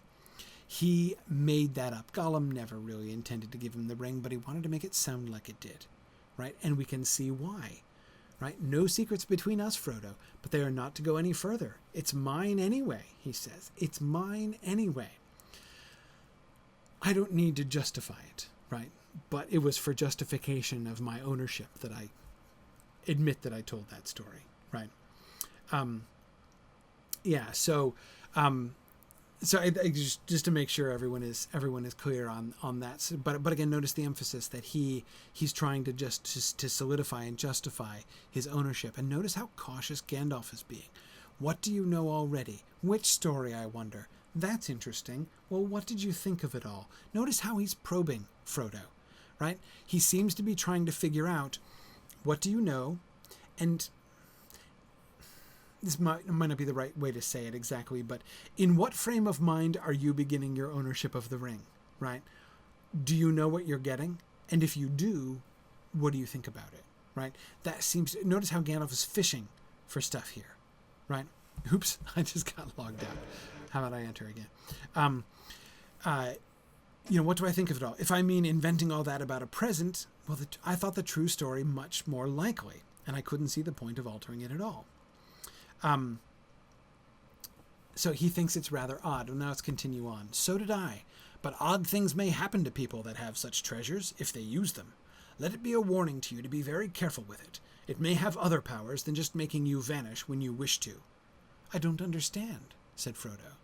"Neither do I," answered the wizard. "I have merely begun to wonder about the ring, especially since last night. No need to worry, but if you take my advice, you will use it very seldom or not at all. At least I beg you not to use it in any way that will cause talk or rouse suspicion. I say again, keep it safe and keep it secret." "You are very mysterious. What are you afraid of?" "I am not certain, so I will say no more. I may be able to tell you something when I come back. I am going off at once, so this is goodbye for the present." Gandalf's playing it really close to the chest here, right? He's not giving anything away. He's not sure what's going on, but he has begun to wonder about the ring, especially since last night. Notice his point about begging Frodo not to use it in any way that will cause talk or rouse suspicion, right? Bilbo was a wonder and a local legend, right? Don't follow in his footsteps in that way, right? Try not to make it cause to let it cause talk. Of course, notice also how he's acknowledging the gossip culture of the Shire as well, right? That's totally a thing. Now we'll come back to Gandalf's suspicions about the ring and all that kind of thing. We'll talk about that more next week, and then in the following weeks when we get on into chapter 2. I don't want to take too much more time on that tonight. So let's just finish with one glance at sort of the end of Bilbo's story as far as the Shire hobbits are concerned here in chapter 1. Okay. True confession, I cheated. This is the first paragraph of chapter 2. The talk did not die down in 9 or even 99 days. The second disappearance of Mr. Bilbo Baggins was discussed in Hobbiton, and indeed all over the Shire, for a year and a day, and was remembered much longer than that.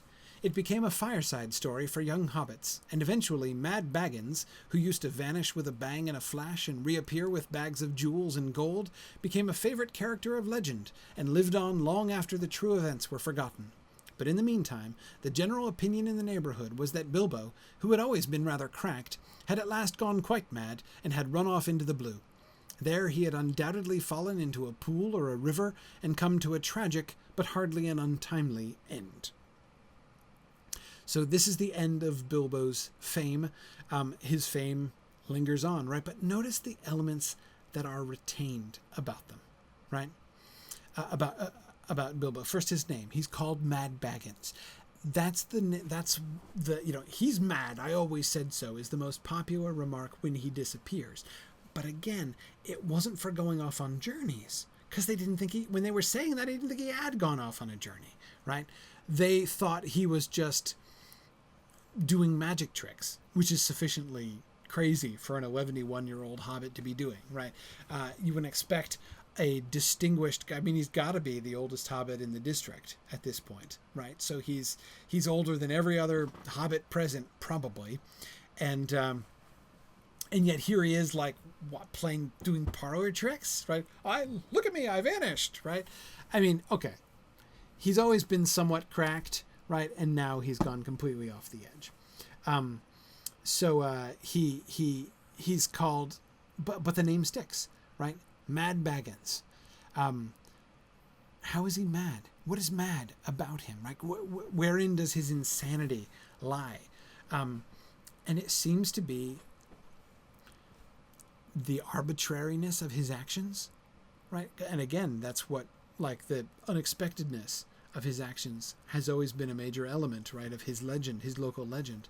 But, vanishing with a bang and a flash and reappearing with bags of jewels and gold, why does he go away? Who knows? Where does he go? Not a clue, right?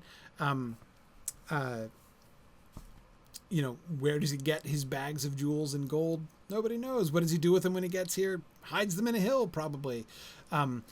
We don't know. So again, it's the arbitrariness of his actions that seems to really be at the core of the lingering legend, which endures long after the true events were forgotten.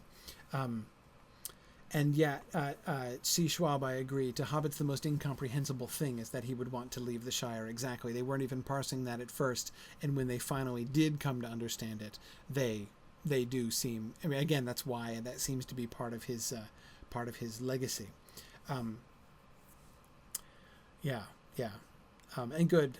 Marawina, he ceases being merely famous and unusual Bilbo Baggins of Bag End and becomes the mythological figure of old Mad Baggins. Exactly. All right, well, next week we're going to talk about chapter 1 more. And what I want to do next week, I want to focus entirely on the conversation between Bilbo and Gandalf. This is really, I think, the center of chapter 1, the most important scene in chapter 1. The confrontation and the moment when Bilbo gives up the ring, which is a pretty darn big deal. We're going to spend all next week looking at that scene, okay? So that's going to be the focus of our discussion next week. Then the week after that, we'll get to chapter 2. Enough. Everything in its own time, right? But now it is field trip time. So we're going to do a field trip. And of course, as those of you in the game know, and several of you have been alluding to it in the text chat during the discussion here, in the Yule Festival in Lotro, there's a reference to the legend of Mad Baggins. So for our field trip tonight, we're going to go to Frost Bluff and see a play. That's what we're going to do. So I think Maven is going to come on and give some travel instructions. Yes, the disembodied voice of Maven, because That's Maven right. is already in Frost Bluff. All right. So I'm actually going to make this a lot simpler than I'd actually planned to, because I know all the folks in the room tonight are experienced players, and I want to try to make this as quick as possible. So we have 3 people in the Frost Bluff Theater right now. Just in case there's layers in the theater besides the layers in Frost Bluff, we're inside. And so there's 3 choices you have to ask for invite to fellowship. What we want you to do is get into a fellowship, ride to Frost Bluff to ensure, and get into the theater so that we ensure that you're in the same layer as us. Once you're in the theater, you know you're with us, then drop the fellowship so we can keep doing the same. The 3 people are me, Maven, M-A-E-V-E-N-N, Marie, M-A-R-I-E, and Hoofy, K-H-O-F-I. So if you would please send tells, and then the folks who come, if you have friends that are coming before you, feel free to ask them for fellowship as well. But if we can get this going, we can get people moved over as quickly as possible. And there comes my first one. Oh, there it goes. Oh my goodness, here we go. Okay. All right. So, all and right. Corey, I think you're going to need it too, right? Well, I'm going to show up and see where I am. Okay, so come on in the theater if you see us. We're good. If not, take care of you. Yeah. JJ48 brings up the interesting question. So how this play works in the Yule Festival is that several of the players in the theater are chosen to act in the play. So there is a non-zero chance that I will get chosen to act in the play, and we'll see what happens with that. Okay, let's see. I see D-May here. Are we meeting outside the gates here? Come on into the theater. I'm worried that the theater might have its own layers. I see. So we actually went into the layer. By the way, I also didn't say, I assume folks know you can get a free horse to the festival from the West Gate stable. So if you just come out the lore hall, down the stairs, make a left, down to the stables, you'll see the free horse. Yeah. Okay, here we are. So this place where we are here is Frost Bluff. It's a special area that is just here for the Yule Festival. You can see where, hang on a second, where in Middle Earth they put it. You can see the area door map.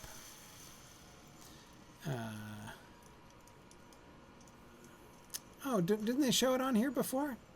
I thought I could see my dots. Anyway, it's up in the north near Forakel.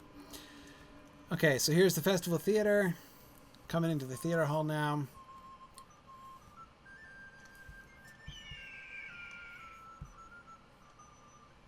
Are you here? I don't see you. Oh, there you are. I'm here. Is that yes. you? No. I'm I here. don't see you. Oops, no, you don't see me? Okay, well, I am here. So I'm here with let's see, I see D-May and Binkles. There are several other people here. Should I fellow with you then? Yeah, let let me fellow with you so you can just come right here, and anybody that I haven't invited yet, I will get to you. I'm just making sure that folks get here, and then I make sure they drop out. Okay. All right. So now I hit the layers button, and yes, I want to transfer to the same layer as my fellowship leader.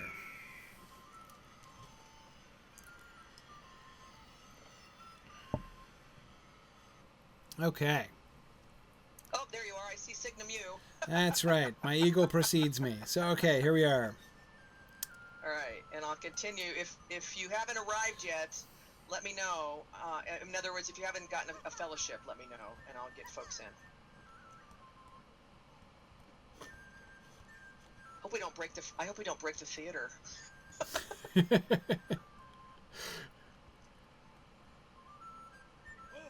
Is everybody here? I haven't gotten any tells, so there were a couple other people in that were there? Okay. In that layer that I just left. Of course, like if you're in another layer, you can see at least a very similar thing from there. So, oh, and by the way, I love the two hobbits up here, Statdor Proudfoot and Waldo Tunnelly. The reference to Statler and Waldorf is brilliant. So their title is Critic, and they're up there on the balcony making snarky comments about the play throughout the performance. Okay, so again, notice this is a Hobbit play. All of the attendees are hobbits, right? So we're gonna wait. Has the play started yet? Has not started. I think it just finished actually. It just finished. Good. Okay. Yeah. All right. So we're gonna see this play, and again, this is a play which, sort of tells a relevant legend. I was really interested to see this when the first time I ever came to the Yule Festival. Yeah, Marwina is wondering how many young people won't get the reference, the Statler and Waldorf reference up in the balcony up there. It's true. It's true. I mean, they've tried to bring the Muppets back, but it's just Muppets don't come off the same way nowadays, it seems, as they did back in the 70s and 80s. All right. All right. And yeah, exactly, Robert. I was interested in that despite the fact that the town, right, Winterhome, the town that the festival takes place in, is a mannish town. There are no big it's entirely hobbits in here on the benches, like apart from the players, of course. But all of the NPC attendees of the play are all hobbits, and I think that's again that strikes me as an important thing. To understand the context, right? It clearly gives us a context for the story we're going to see. All right, so how long until the play starts again? When the curtains open, it's usually about 2 minutes from that point. Oh, here we go. Curtains are opening. And he'll make an announcement. Now, if you don't want they pick people from the audience to be actors. So if you don't want to be an actor, set yourself AFK, which is /AFK, and it won't pick you as an actor. But if you want to be an actor, we'll be happy to throw flower petals at you. Okay, yeah, I probably should set myself as AFK so I can see this from there. It would be. I've never been chosen to be in the play before, and I would kind of like to be in the play, but I to get the full effect, I should probably not. It would be interesting. Yeah, it would be fun, but I think the effect will be better here. I don't have any flower petals or rotten fruit, but I suppose I can do without.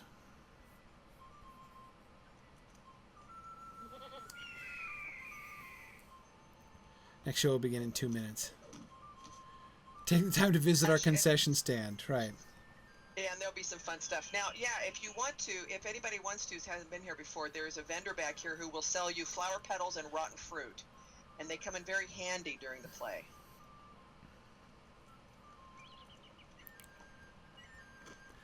Okay, I think I'm going to try to maintain my Decorum. well, yes, my critical detachment here. Okay, so first let's look at the backdrop here. Oh, sorry. Yeah, I just automatically hit no when I saw something flash up here. So we see rolling hills. This is, I'm going to presume, a Shire setting. But it's not any particular Shire setting. Like, we don't have the hill, right, or anything. There's nothing really that will recognize from this backdrop. I love the little fake sunshine that's hanging in the front, right? Like a sort of golden spiky loop, which I think is supposed to be a sun. Though, of course, it's also very reminiscent of one of the quest rings that hangs above all the NPCs that give you quests, which is kind of funny. But anyway, so vaguely Shire-like setting, but nowhere in particular. Okay. And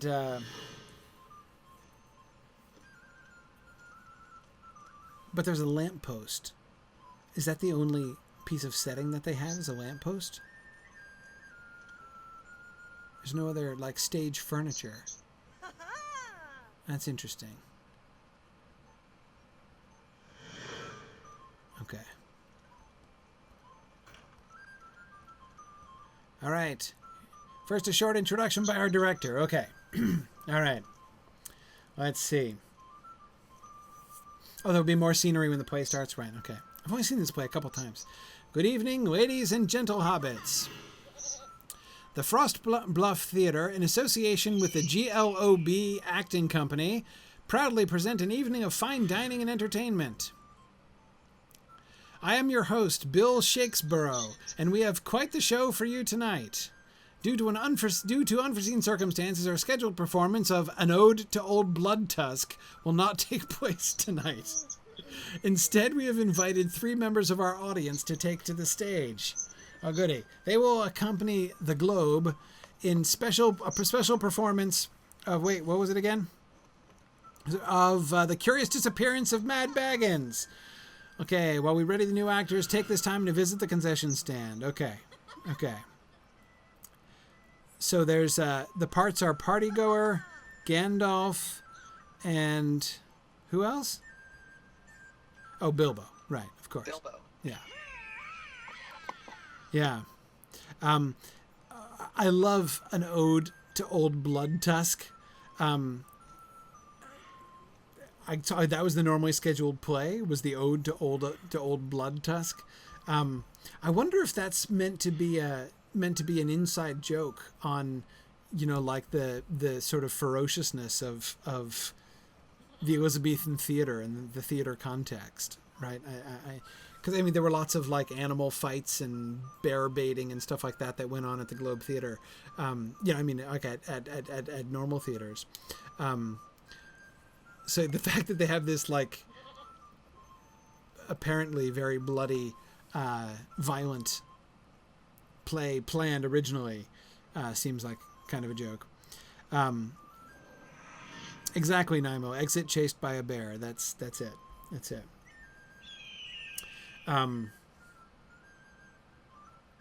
Yeah, Old Bloodtusk.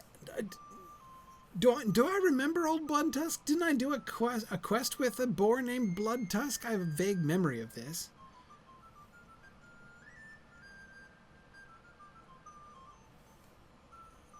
He's got to be somewhere. Okay. All right. It's the name of the boar that shows up in a quest in Prengwyth in Dunland. Thank you. Here we go. The Curious Disappearance of Mad Baggins. Not so very long ago in the sleepy town of Hobbiton, the notable Mr. Bilbo Baggins was preparing his birthday celebration. I am so excited for Mr. Bilbo's party. I've heard he will spare no expense. Every guest will receive a sack of gold and jewels from his hidden fortune. Why, the postman has just delivered your invitation. Oh, this is the party goer. Okay. It should be a marvelous time. Hooray! Oh, strong work. He delivered his line well. The whole of the Shire began to feel the excitement. Hobbits marked their calendars and eagerly anticipated the fateful day. But not all of the guests had the same good intentions. Uh-oh. Mwahaha! Gandalf, our plans are in motion. The day of Mad Baggins' party is almost upon us. What evil plan do you have up your sleeve, Gandalf?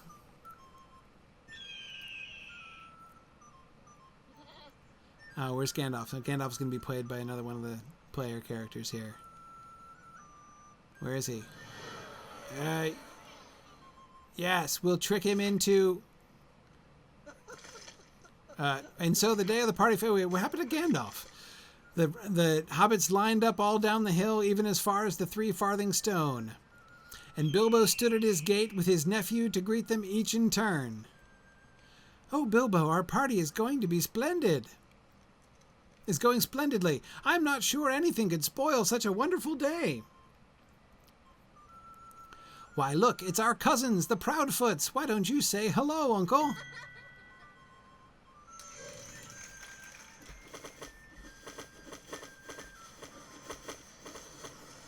The party was very successful. Food, drink, and music were all in plenty. Though some were getting suspicious of some of the more nefarious guests. I love that. Some of the more nefarious guests. I must say, I've never had so much fun in all my life. But who invited the sour-looking dwarf? Oh, well, how are you enjoying the party? Okay, so the dwarves are villains too. Or at least notice their outsider status is being very marked. Oh, you think there might be something to worry about? Perhaps you're right. And so the party continued.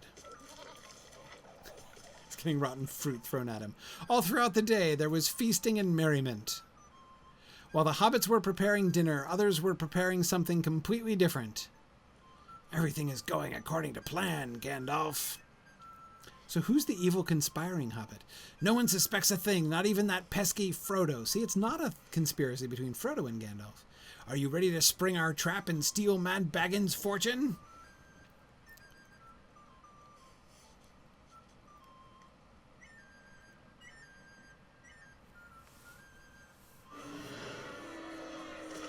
What do you mean to say... Oh, wait, so wait... Wait, what happened to him there? Oh, I see. So the name of it is Evil Dwarf. Oh, he's one of the dwarves. Okay, after the feast, Bilbo and Frodo arose. All waited with great anticipation to see what Bilbo would say. Bilbo and I would like to thank all of you for attending. Notice how Frodo gets all these lines. We cannot express our gratitude for how... This is Frodo delivering the speech. Before we conclude the evening, my uncle has something he would like to say.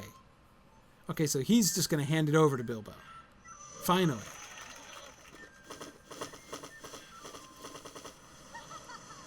I am rather enjoying Bilbo's speech. Are you not?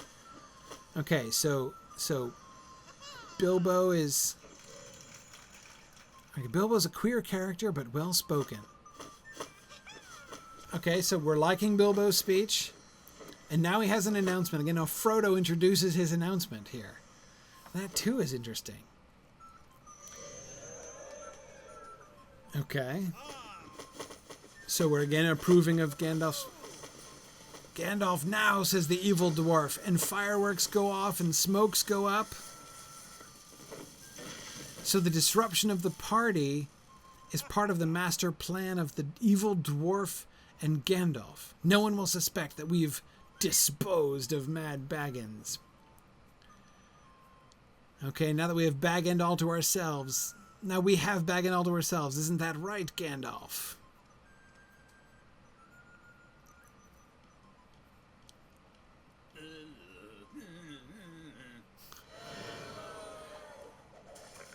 Oh boy, the Gandalf actor is not really playing his part here.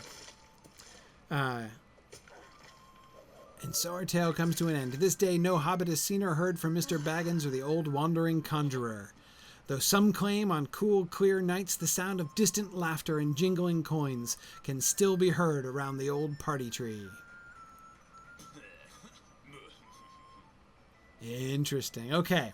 So, excellent. So notice what we get here, right? So we have here a version of the Mad Baggins story, right? Several things that I find really interesting about this, because of course it's different from what we get in that first paragraph of chapter 2 that we ended with, right? The story of Mad Baggins who disappeared and reappeared. On the one hand, first of all, there's no reappearance, right? What we get is the integration of the rumor that started by Otho and Lobelia. At least Frodo believes it started by Otho and Lobelia, right? That there was this conspiracy to get rid of Bilbo and get a hold of his wealth.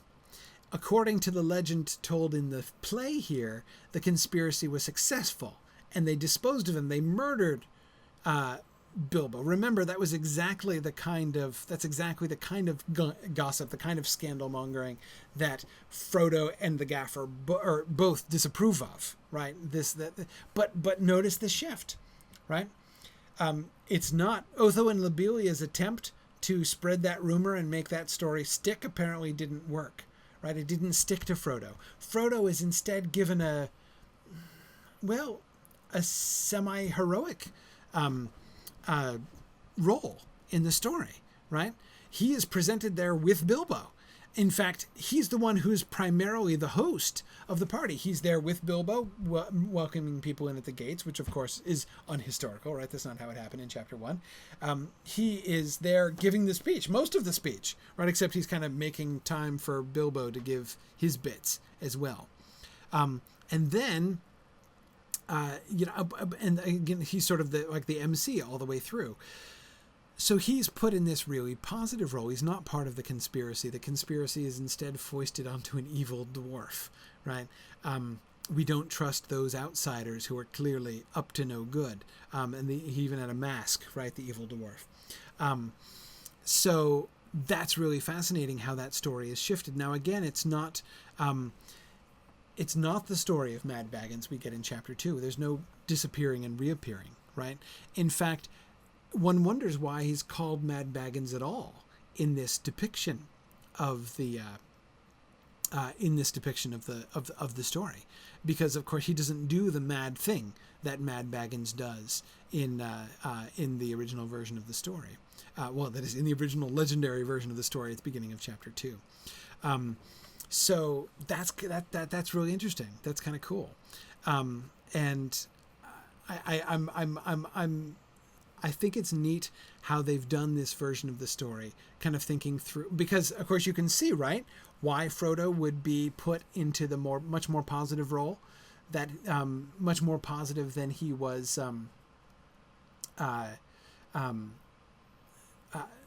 much more positive than he was in the original story, where again his only involvement was the rumor of his implication in the conspiracy, right?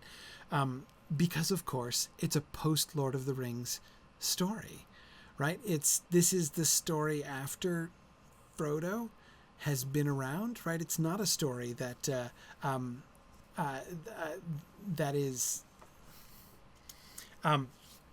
all the real events have been forgotten. Like it's both more immediately after, it seems, more immediately after the Lord of the Rings, or okay, the time of the game is contemporary with the action of the Lord of the Rings. So Frodo is still sort of generally respected, but he's not yet achieved real heroic status yet, right? Frodo has not yet had his return to the Shire, served as substitute mayor and all that kind of thing. So Frodo isn't operating kind of on that level with the Shire as a whole, but he's still genuinely respected, and the implications that he was in cahoots with Gandalf have gone off. But of course, it's not chronologically at the same point that the Mad Baggins story in chapter 2 is told, because the real events have not been forgotten. In fact, the real events not all the real events have even happened yet, of course, from this vantage point. So instead, we're just getting this Hobbit Shakespeare and his version of the Mad Baggins story. So it's in this like intermediate state, right, between the real account of the story and the legendary account that's going to be remembered many, many years later, after all the real events have been forgotten. So that's cool. Anyway, yeah, Modesnutter says he's only mad because they killed him, apparently. Yeah. Now, Tiber's noting that all this talk of murder in a society that's supposed to never have had one seems unusual. I agree. It is something they talk about rather a lot if it's not on their radar screen at all, right? If nobody's ever done it. I mean, in a sense, it makes it sort of more liable to be joked about. I guess it's easier to joke about it, right? If people are getting murdered all the time, you don't joke about it nearly as much, maybe. But anyway, I think it's interesting. What was his name? Bill Shuckborough? Was that his? Bill Shakespeare, right? Bill Shakespeare, right? Okay. Interesting. All right. Very good.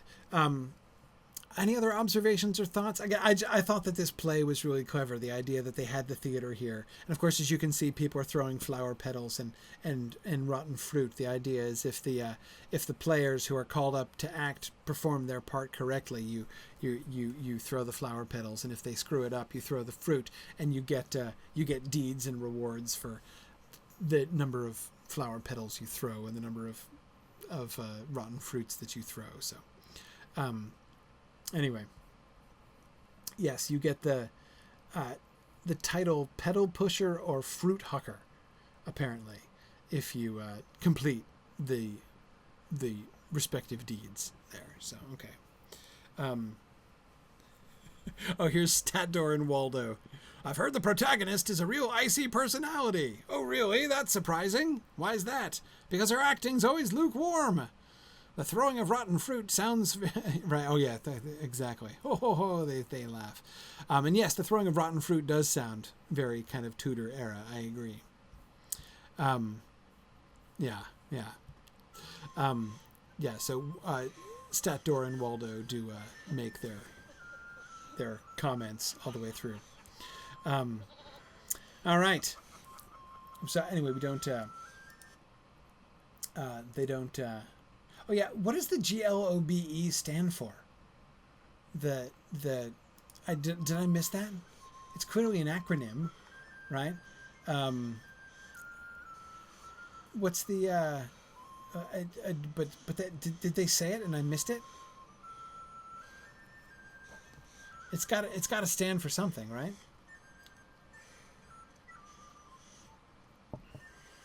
Oh, right. Thank you. Luventherio is reminding me that if you get selected and you go backstage, you get to meet Ronald Dwale. And Ronald Dwale is the Hobbit stand-in for Tolkien himself. And he's, we can see him writing stories and okay, let's see. The GLOBE is the Green Lily Orators, Bards, and Entertainers. Okay, all right. Mr. Shakespeare put together an acting company to amuse his customers, and people liked it so much he's taken it on the road. Okay, they have the Hobbit Outside says that. Okay, there we go. All right. Cool. The Green Lily Orators, Bards, and Entertainers. Okay.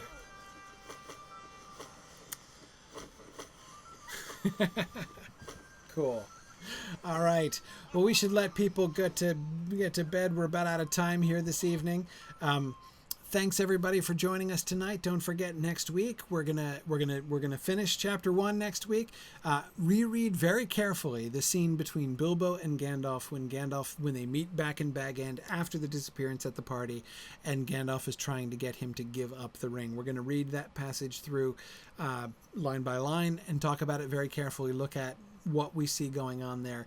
What is Tolkien showing us as this sort of core action of chapter 1 and the primary setup for the rest of the story?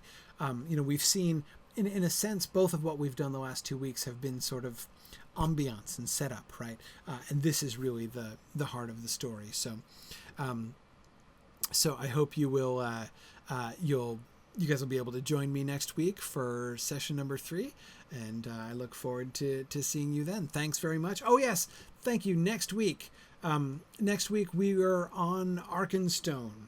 Yes, Arkenstone next week is the server we're going to be on. So I hope those of you who want to join me in game can plan to join me on Arkenstone next week. So very good. Thanks everybody for joining me, and I will see you guys next week. Bye now.